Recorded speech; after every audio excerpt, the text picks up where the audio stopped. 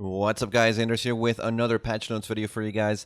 So before we get started, I do want to say if you enjoyed this video, please like and sub to the channel if you haven't already. Every sub counts as we continue to grow. If you want to go the extra mile and support the channel, you can click on that join button below the video or on my main channel page to offer a monetary contribution to help keep the channel going.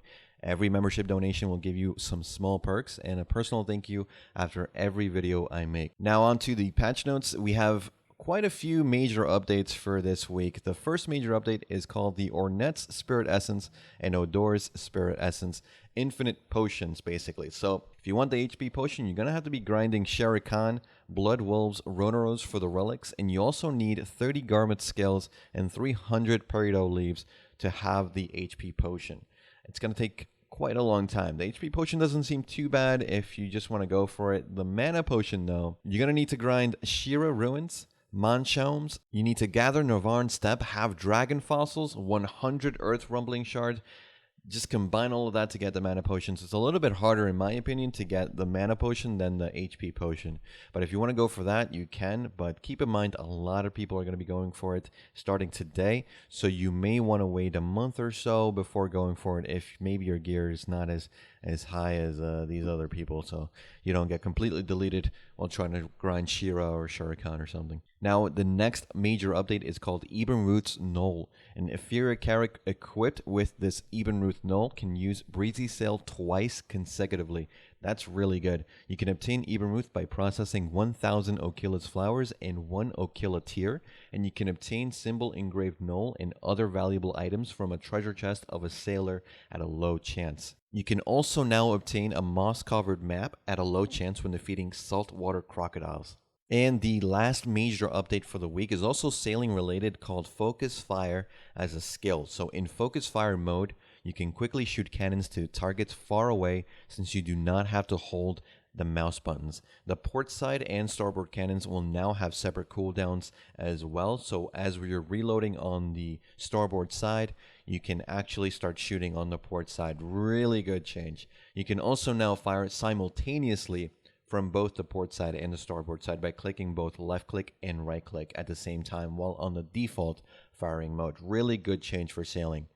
Now, in terms of sailing, we also have new sailors. They have added 4 new types of sailors. So these new sailors also hold the new stats in Force, Vision, and Focus that will affect your sailing. As far as I can tell, these are cannon related, so for range, for damage, and for angle. The new sailors are waiting for you in Velia and Ilia Island. Mewa Awakening received their Petal Bloom change, so basically the forward guard while charging effect has been changed to a super armor effect that will last from the charging state to the end of the attack. A very, very good change for Mewa Awakening, and the knockdown on that skill has been removed. Caphras was also changed, so the amount of Caphras from enhanced Caphras items was increased from 85 to 95%. What does this mean? That basically means that when you take out Caphras from a weapon, you get more Caphras back than you used to. It's a very good change. They also decreased the amount of Caphras stones required for Caphras enhancement levels 1 to 4 by 20%. What does this mean? Basically, getting to level 4 is a lot easier now. You don't need as much Caphras or as much money to get to level 4. Having Caphras levels on a Dandelion, for example, at Tet, will give you 1 AP per enhanced level. Level 1 Caphras will give you 1 more AP. Level 2, 2 more AP. And so on and so forth up until level 4. Before, it cost quite a bit of Caphras to get to level 4. Now it's 20% cheaper, so it's a lot better to you to get to level 4 and get those 4 extra AP. Why do you want that? It helps you hit those brackets and then therefore be able to get more money through having that extra bracket. And it's a very good change. Overall, by the time you get to level 10, you will still be paying the same amount of Caphras as you used to before. So keep that in mind. This affects both pen items, TED items. So keep that in mind. It's not just for pen, even though the example was for pen. And finally, the Blackstar weapon has also received a buff, a pretty good one too. They increased the AP by 1 point overall for all Blackstar main weapons that are enhanced from 0 to TED. So some people are thinking, wait a minute. Does that mean we're getting 19 more AP because it's 1 more AP from 0 to 10? No.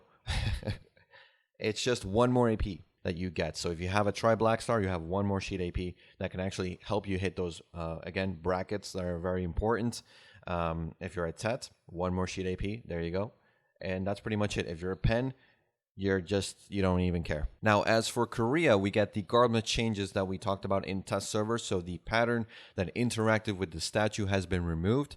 In the situation where Garment flies into the air during battle and absorbs magical power, it has been changed to break when the magical power is hit a certain number of times.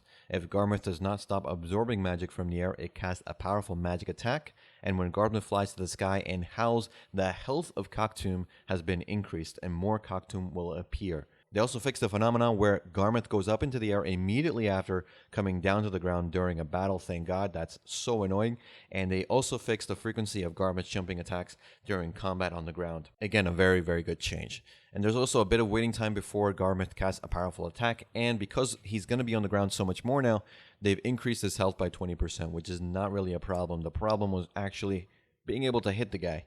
He jumps around too much, he flies around too much. Now that's going to be changed. Thankfully, this is going to make Garment a lot more of a pleasant experience. Probably right now the most annoying world boss to fight. Valkyrie, Sorceress, and Archer all had split damage removed.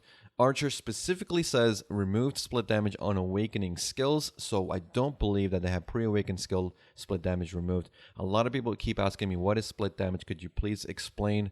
Is this a buff? Is this a nerf? So when you do a skill to a group of monsters, say you do a skill and it does 5,000 damage. If you hit 5 monsters or 5 players, that skill used to do 1,000 damage each player or monster. Now with split damage removed, it does the full 5,000 damage to each single player and monster. That's really good. It's a buff. You do more damage. There is also a note where if a skill maintains split damage, it will say so on the tooltip. It didn't say so before. A very, very good change overall for all these classes. I think we only have a few more classes that have yet to get split damage removed. Next up, we have Papokurnia Crab Summon. So Papokurnia and Grandija are the islands that we don't have, or the regions or the places we don't have. Basically, we were supposed to get them by now, but I don't know what happened. I have received no information about this, but hopefully soon we'll get this. So Papokurnia, you can now summon a crab that you can mount and attack with. It's pretty cool. It's inspired, but we'll see actually how it looks. The crab mount will die after a minute, regardless of whether or not you mount it, so keep that in mind. There's also some changes to the Odolita Turos grind zone. So they added an elite mob to the zone, and that's going to spawn more regularly the more players are actually grinding nearby. So you can both attack it and kill it at the same time. Very good change. And the new Witch Ivy outfit was also added to the Korean cash shop. So we checked out the test server files a couple of weeks ago, where we saw that Lan, Kunoichi, Witch, Striker, and DK, I believe, all had new outfits coming. So we've seen now Kunoichi and Witch. So the next one should be Lan, DK, and Striker, as the next class is getting new outfits. Again, this is only for Korea though, so I really don't know when we're going to see this on the NA and EU cash shop, but if maybe you keep asking them, they'll add it. I don't see why they wouldn't be able to. Yeah, but that's pretty much it for the patch notes, guys, for Korea and for the NA EU PC patch notes. The test server patch notes are tonight, so I'll have a video for you by tomorrow or the next day or by Friday, so keep that in mind. Thanks again for watching. Thanks for listening. I'll see you all in the next one. You guys take care.